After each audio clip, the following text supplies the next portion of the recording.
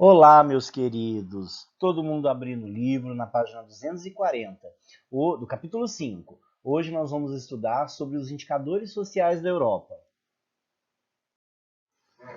Muito bem, o objetivo dessa parte dos nossos estudos é a gente poder identificar o comportamento em diferentes indicadores sociais dentro do continente europeu. Quando a gente fala da Europa, a gente imagina que é muito homogênea a situação social ou a questão econômica, e na verdade não é. Existem disparidades tal qual todos os demais continentes do nosso planeta. Então a gente espera, nesse momento, que vocês consigam ter uma base, através da leitura dos módulos e prestando atenção aqui na nossa aula, de estudos orientados, a gente poder compreender melhor e de uma forma um pouco mais ampla essa complexidade social dos países europeus. Vamos aos indicadores sociais. No nosso livro diz que a Europa é um continente muito diverso, como de fato ele é. Aqui a gente pode encontrar realidades sociais e econômicas bem diferentes em cada país. Até se a gente analisar o mesmo lugar, como é um caso de um centro urbano de Berlim, de Londres, de Amsterdã ou de Paris, como é o caso dessa foto que vocês estão vendo, a gente vai perceber que tem uma diferença, uma disparidade muito grande entre ricos e pobres. Quando a gente imagina Paris, por exemplo, a Torre Eiffel, a Champs-Élysées e assim por diante, a gente imagina cada lugar lindo, todo mundo muito rico, todo mundo muito bem arrumado, e na verdade não é bem assim. Olha essa comunidade que a gente tem aí na cidade de Paris. Um dos meios a gente poder analisar de uma forma mais objetiva essas diferenças que são espaciais, né, econômico-espaciais, que existem dentro do território europeu, é a base de dados de estatística. Por meio dessas análises, dos dados que são colhidos através das pesquisas, é possível a gente perceber alguns padrões dentro da distribuição, das evoluções e de tendências. Isso com o objetivo de realizar algumas projeções tanto para o futuro quanto de hoje. A gente poder compreender de fato como é a espacialidade econômica e a distribuição desses indicadores sociais no continente europeu.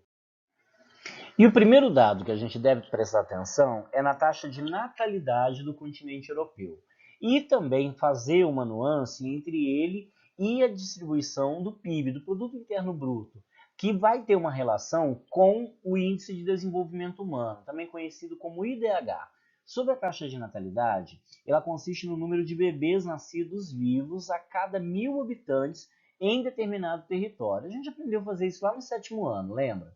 Como que se relaciona esse crescimento populacional com a taxa de natalidade, que é o que a gente está focando nesse gráfico, é muito importante para a gente poder compreender essas dinâmicas populacionais. Uma vez que é um continente, ele não é chamado de velho continente à toa. Não é porque é um dos continentes mais antigos do globo, ao que se refere à estruturação da cultura, da arte, da política, mas também em relação à população. Alguns países sofrem problemas seríssimos hoje com a economia, como foi o caso da Grécia, Portugal, Espanha, por conta da taxa de idosos ser muito grande. Então, para eles, se eu tiver uma taxa de natalidade interessante, isso vai ser bom para o desenvolvimento da economia a médio e longo prazo. Vamos dar uma olhada em alguns países. A gente percebe que na França é de 11,5, na Irlanda 12,9, são dados até assim baixos, mas que dá para a gente dar uma segurada na economia. Agora, quando a gente presta atenção em Itália, Portugal e Grécia, que são os três menores desse tipo aqui, porque aqui em 2017 esse gráfico mostra entre as menores taxas de natalidade bruta do ano de 2017.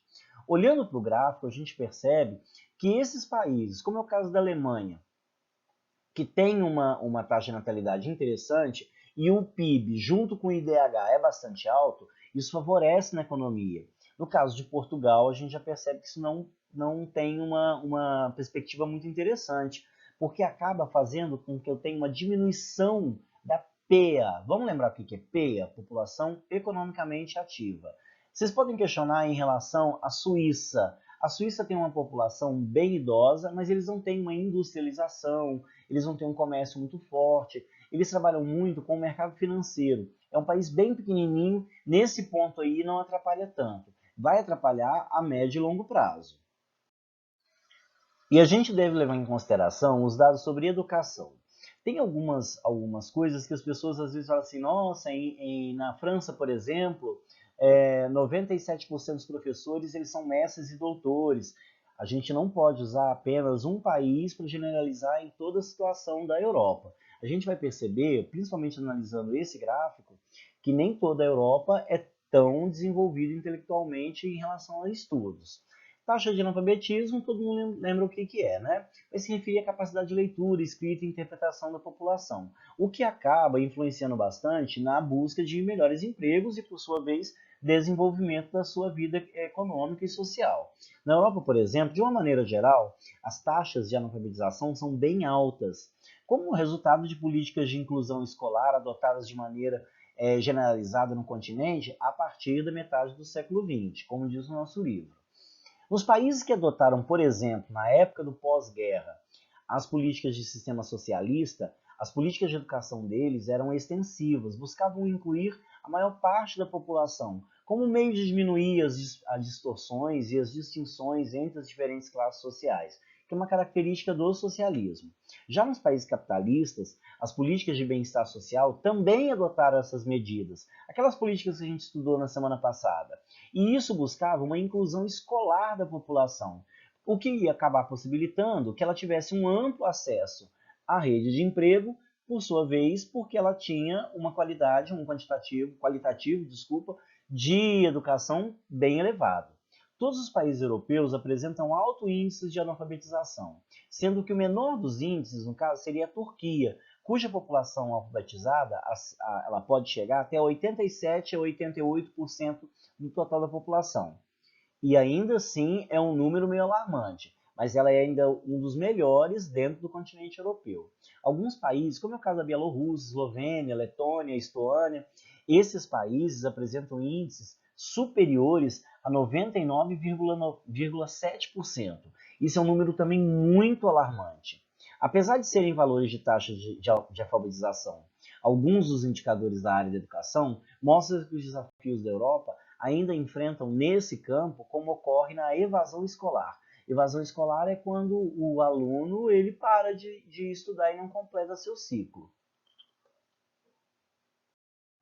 Vamos aos indicadores de saúde. Os gastos em saúde eles se referem à preocupação que o Estado-nação tem para com a garantia da longevidade e do bem-estar físico e mental da sua população, tendo como grande importância a qualidade de vida dela.